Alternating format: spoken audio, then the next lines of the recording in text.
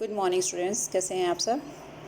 आज के इस वीडियो में हम बात करेंगे admission of partner, outgoing partner और उनके राइट्स एंड लायबिलिटीज़ की। तो एडमिशन ऑफ द पार्टनर का मतलब क्या है कि जब भी पार्टनरशिप में कोई नया person as a partner enter करता है तो हम कहेंगे कि एक पार्टनर का एडमिशन हुआ है, ठीक है। और इस तरीके से जो पार्टनरशिप चेंज होती है, यानी कि नए पार्टनर के आने से, या कई बार ऐसा भी होता है जब पुराने पार्टनर कोई चला जाता है तो आउटगोइंग पार्टनर या एडमिशन ऑफ ए पार्टनर की वजह से फर्म का जो एक स्ट्रक्चर है वो चेंज हो जाता है, राइट। तो इस चेंज्ड जो फर्म को हम रिकॉन्स्टिट्यूटेड फर्म भी बोल सकते हैं, ठीक है। आप देख सकते हो, this is known as reconstituted firm, यानी जिस एक तरह से उसका कंस्ट्रक्शन जो है वो जो उसका जो स्ट्रक्चर है वो चेंज हो गया है, ठीक है। तो फिलहाल हम बात करेंगे एडमिशन ऑफ पार्टनर की कि कब पार्टनर किस तरीके से एंटर करता है और उसके क्या राइट्स और क्या लायबिलिटीज़ होती हैं।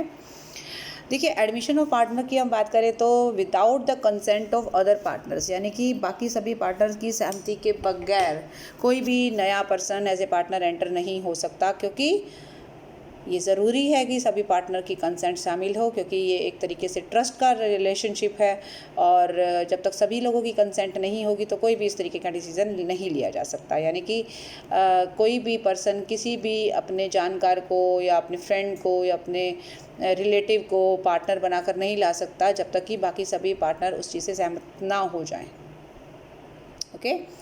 तो जो भी पार्टनर नया आता है, अब उसकी ज़िम्मेवारियाँ ऑब्वियसली थोड़ी सी क्रिएट हो जाएंगी और पुराने पार्टनर्स की ज़िम्मेवारियाँ थोड़ी सी कम हो जाएंगी। कारण ये है कि वो जो रिस्पॉन्सिबिलिटीज़ हैं वो अब कुछ ज़्यादा लोगों में बंटना शुरू हो जाएंगी। पहले अगर 2 पार्टनर थे, अगर अब हम 3 पार्टनर हो गए हैं तो डेफिनेटली तो जो लायबिलिटीज़ हैं, जो रिस्पॉन्सिबिलिटीज़ हैं, लायबिलिटीज़ तो हैं ही है, रिस्पॉन्सिबिलिटीज़ जो हैं वो भी शेयर होंगी, तो ऑब्वियसली नया पार्टनर भी उसमें शेयर करेगा, ठीक है।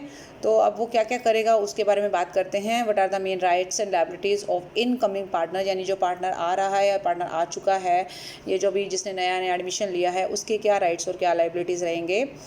तो सीधी सी बात है, एक तो बात क्लियर कट है कि जिस दिन वो आया है, जिस दिन वो एंटर हुआ है, उस दिन से पहले के किसी भी कार्य के लिए, चाहे वो फर्म ने किया हो, फर्म के किसी पार्टनर ने किया हो, फर्म के कोई डेट्स हैं, फर्म के कोई प्रॉफिट्स हैं, कोई लॉसेस हैं, उसमें उसका कोई लेना देना नहीं है। क्योंकि जिस दिन वो आया है, जिस दिन वो एंटर हुआ है, उस दिन और उसके बाद के फर्म के सभी तरह के एक्टिविटीज़ के लिए, फर्म के डेट्स के लिए, फर्म के लॉसेस के लिए, फर्म के लायबिलिटीज़ के लिए वो बाकी सभी पार्टनर की तरह ही जिम्मेवारी लेगा, ठीक है।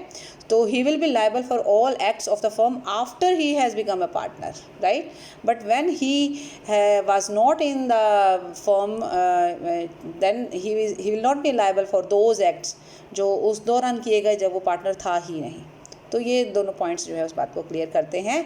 और इसके अलावा he will abide by the conditions of partnership, तो जिस तरीके से बाकी के सारे पार्टनर पार्टनरशिप के सभी रूल्स को मान रहे हैं, सिमिलरली नए पार्टनर को भी वो सारी कंडीशंस और रूल्स एज इट इज़ मानने होंगे, जैसा कि पहले से डिसाइडेड है। अब हम बात करेंगे आउटगोइंग पार्टनर की, कि कोई भी पार्टनर जब पार्टनरशिप छोड़ कर जाता है तो उसे हम आउटगोइंग पार्टनर कहेंगे। अब ये परिस्थितियां हैं, वो सर्कमस्टांसेस हैं या कंडीशंस हैं जब पार्टनर जो है वो बाहर जा रहा है। जैसे एक तो है वो रिटायरमेंट, यानी कि वो रिटायर हो जाता है या अपनी इच्छा से जाना चाहता है पार्टनरशिप छोड़कर। दूसरी बात है ऑन एक्सपल्शन, जब उसको निकाला जाता है पार्टनरशिप से। और तीसरा है ऑन इंसॉल्वेंसी, जब वो दिवालिया हो जाता है। And the last one is on death, जब उसकी डेथ हो जाती है तो डेफिनेटली वो तो फिर वो चीज़ तो किसी के कंट्रोल में नहीं है, that is beyond our control. So these are the circumstances when a partner will be known as outgoing partner. सबसे पहले हम बात करेंगे रिटायरमेंट ऑफ अ पार्टनर की। कभी भी कोई भी पार्टनर अपना नोटिस देकर, अगर पार्टनरशिप एट विल है, अगर पार्टनरशिप एट विल यानी ऐच्छिक साझेदारी है, तो कोई भी पार्टनर एक नोटिस देकर पार्टनरशिप से अलग हो सकता है, या विद एन एग्रीमेंट, बाकी के पार्टनर के साथ एक एग्रीमेंट करके भी अलग हो सकता है, या वो बाकी सभी पार्टनर को बताकर with the consent of other partner जो है वो पार्टनरशिप छोड़कर जा सकता है। तो जब भी वो पार्टनर जाता है छोड़कर, तो जिस दिन वो जाता है उस दिन उसको एक पब्लिक अनाउंसमेंट करनी होती है कि he is going, he wants to leave the partnership. So जब तक वो अनाउंसमेंट नहीं करता तब तक की डेट तक वो सभी ऑब्वियसली जिस दिन वो रिटायर हो रहा है उस दिन तक के सभी फर्म के कामों के, फर्म के डेट्स के लिए वो लायबल रहेगा। लेकिन कई बार ऐसा देखा जाता है कि जो रिटायरिंग पार्टनर है अगर वो थर्ड पार्टी के साथ, अब फर्म के साथ, बाकी के पार्टनर के साथ अगर एक एग्रीमेंट साइन कर ले कि रिटायरमेंट के समय उसको हर तरह के डेट से मुक्त कर दिया जाए, यानी कि वो बिना किसी टेंशन के जा सकता है, वो किसी भी चीज़ के लिए लायबल नहीं है। इवन पहले की चीज़ों के लिए, अब बाद की चीज़ों के लिए तो वो वैसे भी लायबल नहीं है क्योंकि वो जा ही रहा है, लेकिन अगर पहले की चीज़ों के लिए भी वो फ्री होना चाहता है तो उसके लिए ऑब्वियसली ही और she can make a contract और agreement with the firm's creditors और थर्ड पार्टीज और the reconstituted firm. Definitely third party और क्रेडिटर का मतलब क्या है कि मान लीजिए क्रेडिटर अगर उसको ये कह देता है कि बिच्ची के आपको हम फ्री कर देते हैं इस तरह की लायबिलिटी से, ठीक है, तो डेफिनेटली इस तरीके का एक ऑब्वियसली एक अरेंजमेंट करना होगा पहले से कि थर्ड पार्टी या क्रेडिटर्स और फर्म के जो बाकी के पार्टनर्स हैं अगर उन सबके बीच में एक एग्रीमेंट हो जाता है कि रिटायरिंग पार्टनर को अब किसी भी देनदारी से मुक्त कर दिया जाएगा और उससे कुछ भी उसके ऊपर कोई भी बर्डन नहीं डाला जाएगा, तो ऐसा भी पॉसिबल है। लेकिन अक्सर जो प्रैक्टिकली देखा जाता है वो थोड़ा सी चीज़ें अलग होती है। तो जाने की डेट तक के पहले के सारे डेट्स के लिए वो लायबल होगा, जाने की डेट के यानी जिस दिन रिटायर हो जाता है उसके बाद के किसी भी डेट, किसी भी लोन, किसी भी लायबिलिटी और किसी भी और पार्टनर के किसी भी कार्यकलाप के लिए ही और she will not be liable, ठीक है। ओके, तो ये सारी चीज़ें क्लियर हो गई है। डेफिनेटली उसको एक अनाउंसमेंट करनी होगी जब वो रिटायर हो रहा है, लेकिन कई बार ऐसा होता है कि वो अनाउंसमेंट पार्टनर, बाकी के पार्टनर भी कर सकते हैं, ज़रूरी नहीं है कि उसको भी करना है, बाकी के पार्टनर भी कर सकते हैं। अच्छा, मान लीजिए अगर अनाउंसमेंट होनी रह गई या अनाउंसमेंट नहीं की और थर्ड पार्टी ने फर्म के साथ कोई डील की, और क्या थर्ड पार्टी के द्वारा जो फर्म के साथ डील की गई है क्या उसमें ये वाला पार्टनर भी शामिल होगा? बिल्कुल नहीं होगा। अनाउंसमेंट से उसके लायबिलिटी में शेयरिंग का कोई फ़र्क नहीं पड़ेगा। अगर वो रिटायर हो चुका है, बेशक से उसने अनाउंसमेंट नहीं भी की है, तो भी थर्ड पार्टी उसको लायबल नहीं बना सकती। Next one is expulsion of partner. तो पार्टनर का एक्सपल्शन का मतलब होता है सभी पार्टनर जो भी मेजॉरिटी से पार्टनर, जब मेजॉरिटी वाले पार्टनर इकट्ठे हो जाते हैं तो वो किसी भी पार्टनर को निकाल सकते हैं फर्म से। हालांकि ऐसा इतना आसान नहीं है करना, इसके लिए बाकायदा पार्टनरशिप डीड में एक क्लॉज होना चाहिए, एक पहले से एक डिसाइडेड रूल होना चाहिए कि अगर कोई पार्टनर इस तरीके की कोई गड़बड़ करता है, कोई फ्रॉड करता है या कोई मिसबिहेव करता है और फर्म को लॉस पहुंचाता है और फर्म की डिग्निटी को चोट पहुंचाता है या फर्म की गुडविल के लिए हार्मफुल एक्ट करता है, तो सभी पार्टनर मेजॉरिटी से उस फर्म के पार्टनर को बाहर निकाल सकते हैं। अगर ऐसा एग्रीमेंट पहले से है पार्टनर के बीच में, देन और जो इस राइट को कंफर्म करता है तो बाकी के पार्टनर जो है मिलकर उस पार्टनर को निकाल सकते हैं। तो ही और she can be expelled from the firm by the other partners acting as a majority, ठीक है। हालांकि मेजॉरिटी उसको निकालने से पहले डेफिनेटली उसको सुना जाएगा, उसको भी अपना पक्ष रखने का अधिकार होगा और ऐसा भी एग्रीमेंट हो सकता है कि भाई जब भी इस तरह का कोई सीन आएगा तो हम सबसे पहले इस डिस्प्यूट को किसी मध्यस्थता के लिए किसी तीसरे व्यक्ति के पास लेके जाएंगे। आर्बिट्रेशन जिसे हम कहते हैं कि मध्यस्थता करना, यानी कि तीसरे व्यक्ति के द्वारा दो व्यक्तियों के डिस्प्यूट को सॉर्ट आउट करना, तो ये भी एक प्रोविज़न किया जा सकता है। और जिसको आप एक्सपेल कर रहे हो ऑब्वियसली उसको बताया जाएगा कि आपको किस ग्राउंड पे एक्सपेल किया जा रहा है। अगर उसे लगता है कि भैया उसको गलत तरीके से निकाला जा रहा है तो ही और she has the right to file a case against the other partners जो उसको निकाल रहे हैं, ठीक है। और उसको सुना ज़रूर जाना चाहिए अगर वो अपना पक्ष रखना चाहता है। डेफिनेटली अगर आप किसी को गिल्टी क्लियर कर रहे हो कि भाई यस आप अपराधी हो, आपने क्राइम किया है, आपने कुछ गलत काम किया है, तो उसको सुनने का मौका तो देना चाहिए ना, उसको अपनी बात को रखने का मौका देना चाहिए और दिया जाता है बाकायदा, और उसके बाद जो है ये डिसीज़न लिया जाता है। इंसॉल्वेंसी ऑफ ए पार्टनर, कोई भी पार्टनर जब इंसॉल्वेंट हो जाता है तो उस दिन से वो पार्टनर नहीं रह सकता। हालांकि उसकी वजह से बाकी जो फर्म है वो भी एक तरीके से डिसॉल्व हो सकती है, लेकिन अगर फर्म के बाकी के पार्टनर चाहें तो फर्म को कंटिन्यू कर सकते हैं, ठीक है। और इंस्टॉलमेंट जो पार्टनर होगा उसका कोई अब लेना देना नहीं होगा। इवन उसकी जो प्रॉपर्टी है उस प्रॉपर्टी को भी फर्म के एक्ट्स के लिए, जैसे आप ये देख सकते हैं कि वो फर्म के किसी भी कार्यकलाप के लिए अब लायबल नहीं होगा और फर्म उसके किसी काम के लिए लायबल नहीं होगी और उसकी प्रॉपर्टी को भी फर्म के लिए इस्तेमाल नहीं किया जाएगा। उसको भी कोई पब्लिक, अब क्योंकि वो जा रहा है, इंसॉल्वेंट हो गया, तो उसको कोई पब्लिक नोटिस देने की ज़रूरत नहीं है कि वो इंसॉल्वेंट हो गया है इसलिए वो जा रहा है। ऐसा एक रूल है कि इंसॉल्वेंट पार्टनर को कोई भी नोटिस देने की ज़रूरत नहीं होती है, ठीक है। Okay, next is death of A partner. तो किसी भी पार्टनर की डेथ हो जाती है तो ऑटोमेटिकली उसका कनेक्शन, उसका रिलेशन ख़त्म हो जाता है बाकी की पार्टनरशिप से। पार्टनरशिप ज़्यादातर डिसॉल्व हो जाती है, बाकी के पार्टनर चाहें तो उसे कंटिन्यू कर सकते हैं अगर वो चाहते हैं तो।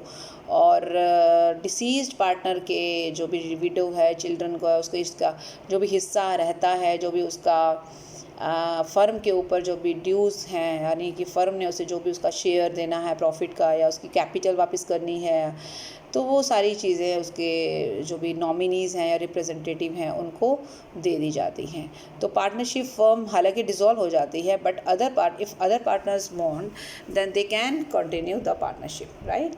इन दैट केस जो आउटगोइंग जो पार्टनर डिसीज़ है, जो डेथ हो चुका है जिसकी, तो उसका शेयर, उसकी प्रॉपर्टी का जो भी हिस्सा है वो उसको दे दिया जाता है, उसके जो भी नॉमिनीज़ हैं, ठीक है। तो उसकी प्रॉपर्टी अब कोई भी लायबल नहीं होगी जो भी बिज़नेस अब किया जाएगा। डेफिनेटली उसकी डेथ के बाद तो उसकी प्रॉपर्टी का और उसकी किसी भी चीज़ का उसके साथ कोई लेना देना नहीं होगा। Rights of the outgoing partner. अब कहते हैं कि आउटगोइंग पार्टनर के क्या क्या अधिकार है। तो डेफिनेटली उसका एक अधिकार ये भी है कि वो फर्म छोड़ने के बाद अपना बिज़नेस कर सकता है और कॉम्पीटिंग बिज़नेस भी करता है। डेफिनेटली ज़रूरी नहीं है कि वो कोई और बिज़नेस करे, सेम बिज़नेस कर सकता है, उसमें कोई बड़ी बात नहीं है। लेकिन सेम बिज़नेस करने के लिए थोड़ी सी बातें उसको ध्यान में रखनी होगी। एक तो फर्म का नाम इस्तेमाल नहीं कर सकता, दूसरा फर्म के पार्टनर अपने क्लाइंट्स, अपने कस्टमर्स के आगे अपने आप को फर्म का पार्टनर शो नहीं कर सकता, फर्म के कस्टमर्स को अपनी तरफ गलत तरीके से अट्रैक्ट नहीं कर सकता या उनको थ्रेट नहीं कर सकता या उनको एक तरीके से मिस गाइड नहीं कर सकता, ठीक है। और अगर उसको जाने के समय उसके जो भी अमाउंट्स थे, जो भी उसका फाइनल सेटलमेंट था अभी नहीं हुआ है, देन उसका अधिकार बनता है कि जब तक उसका फाइनल सेटलमेंट ना हो जाए तब तक वो फर्म के अपने शेयर जो है अपने प्रॉफिट्स में वो डिमांड करता। ऑब्वियसली शेयर्स जो वैसे तो उसका प्रॉफिट में हिस्सा ख़त्म हो गया जिस दिन से वो रिटायर हुआ, लेकिन अगर उसका फाइनल सेटलमेंट नहीं हुआ तो फाइनल सेटलमेंट के बदले में वो एक प्रॉफिट की डिमांड कर सकता है कि मुझे तब तक देते जाइए जब तक मेरा फाइनल सेटलमेंट नहीं हो जाता। और इसके अलावा अनपेड अमाउंट पर 6% पर एनम से उसको इंटरेस्ट भी लेने का अधिकार है, ठीक है। वो एसेट्स, वो चीज़ें जो उसकी फर्म के पास हैं और अभी तक उसको दी नहीं गई हैं, ठीक है।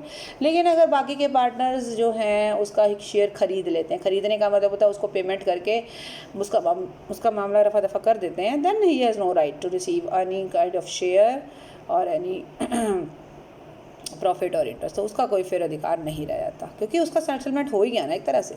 तो इस तरीके से आउटगोइंग पार्टनर जो है वो जा सकता है, सिमिलर बिजनेस कर सकता है, लेकिन there are some conditions to be followed by him, right. Next is liability of outgoing partner. उसकी लायबिलिटी क्या है? जाने के बाद जाने तक, जिस दिन वो जाता है, जिस दिन वो छोड़ रहा है, उस दिन के तक की फर्म के लायबिलिटीज़ के लिए वो जिम्मेवार होगा, राइट। हालांकि मैंने आपको पहले भी बताया है, at the time of retirement अगर उसने कोई एग्रीमेंट किया है थर्ड पार्टी क्रेडिटर्स, फर्म के बाकी के पार्टनर्स के साथ कि उसको हर तरह की लायबिलिटी से मुक्त कर दिया जाए, फ्री कर दिया जाए, ये पॉसिबल है। लेकिन अगर ऐसा कोई एग्रीमेंट नहीं है then up to the date of retirement जो भी फर्म की लायबिलिटीज़ और डेट्स रही हैं, जो भी एक्टिविटीज़ रही हैं, उसमें वो बराबर का हकदार भी रहेगा और बराबर का रिस्पॉन्सिबल भी रहेगा, ठीक है।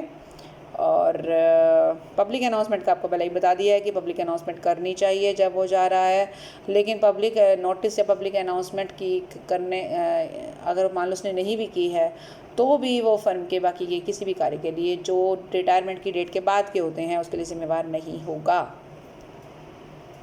लास्ट में एक छोटा सा पॉइंट है रेवोकेशन ऑफ कंटिन्यूइंग गारंटी। ये थोड़ा सा आपको लग रहा होगा कि अलग से पॉइंट आ रहा है, थोड़ा सा डिफरेंट है, बट ऐसा नहीं है। ये मैं आपको क्लियर कर देती हूँ। इंडेमनिटी एंड गारंटी के टॉपिक में आप क्लियर कर चुके हैं कि कई बार हम जो है गारंटी देते हैं किसी की, राइट, किसी की गारंटी किसी व्यक्ति को देते हैं कि जैसे हम उसको जानते हैं, या लोन के लिए। तो सिमिलरली फर्म के लोन के लिए फर्म किसी को गारंटर बनाकर थर्ड पार्टी के आगे ला सकती है। मान लीजिए आप फर्म की गारंटी किसी गारंटर ने दे रखी है, जिसे आप टेक्निकल लैंग्वेज में श्योरिटी कहते हैं, राइट। अभी मान लीजिए कोई भी नया पार्टनर आया है या कोई पार्टनर गया है, ठीक है, आया या गया, इसके पहले फर्म की गारंटी एक पर्सन ने या किसी इंस्टीट्यूशन ने ले रखी है। अब फर्म का रिकॉन्स्टिट्यूशन हुआ, स्ट्रक्चर उसका चेंज हुआ, नए लोग आए या पुराने लोग चले गए, ठीक है, तो जो गारंटर होगा डेफिनेटली वो थोड़ा सा इस बात के बारे में ज़रूर सोचेगा कि नए लोगों का नेचर कैसा है, नए लोगों का कैसा गुडविल है, ये तो वो नहीं जानता। उसने जिस फर्म की गारंटी दी थी वो फर्म पुरानी थी, नए लोग नहीं थे उसमें, राइट। तो अभी जब फर्म का कॉन्स्टिट्यूशन चेंज हो गया, फर्म रिकॉन्स्टिट्यूटेड हो गई, इन दैट केस अगर कोई गारंटी, स्पेशली मैं कंटिन्यूइंग गारंटी की बात कर रही हूँ, स्पेसिफिक गारंटी की नहीं, स्पेसिफिक गारंटी एक पर्टिकुलर ट्रांजैक्शन की होती है, लेकिन कंटिन्यूइंग गारंटी जो है एक सीरीज़ ऑफ ट्रांजैक्शन की होती है। यानी एक कुछ ट्रांजैक्शन जो थोड़ा टाइम तक चलेंगे उसकी की जाती है।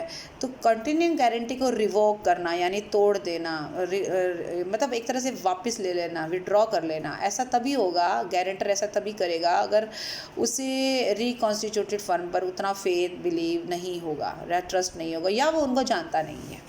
तो डेफिनेटली कोई भी गारंटी जो कॉन्टिन्यूइंग गारंटी है वो जैसे ही फर्म में फर्म का स्ट्रक्चर चेंज होगा, देन श्योरिटी के पास एक अधिकार आ जाता है कि वो कंटिन्यूइंग गारंटी को रिवॉक करके फ्री हो सकता है फर्म की लायबिलिटीज़ के लिए। जिस दिन एडमिशन हुआ है, जिस दिन रिटायरमेंट हुई है, उससे पहले के लिए तो वो जिम्मेवार होगा और उसके बाद के किसी भी डेट के लिए वो जिम्मेवारी नहीं लेगा, यानी कि उसकी गारंटी ख़त्म हो जाएगी, राइट।